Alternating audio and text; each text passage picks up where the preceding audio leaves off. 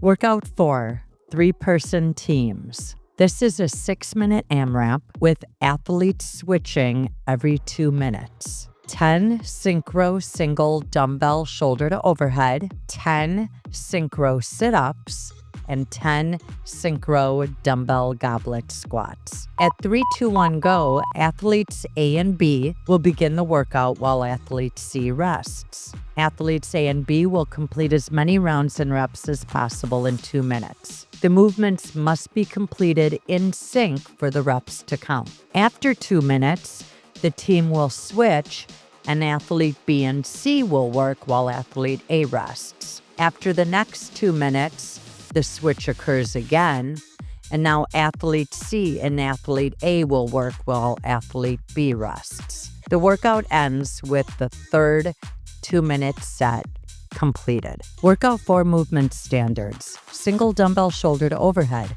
The movement begins with the athlete holding a single dumbbell on one shoulder. The athlete may press, or push jerk the dumbbell to a fully locked out position overhead. At the top, the athlete's arm must be fully extended with the dumbbell in line with the body and the hips and knees also fully extended. The dumbbell must be lowered back to the shoulder to complete the rep. Synchro will be when both athletes are locked out overhead at the same time. Sit-ups. Sit-ups begin with the athlete lying on their back, their feet on the floor. Butterfly position is fine, but not mandatory, and their feet not anchored. The hands must be touching the floor above their head.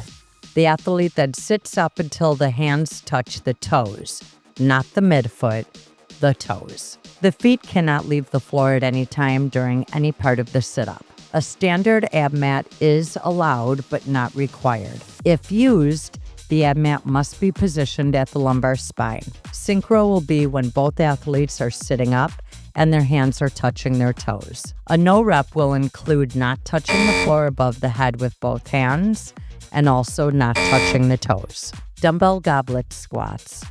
The athlete will hold the dumbbell with both hands at chest level in a horizontal position, like a bow tie, or vertical position.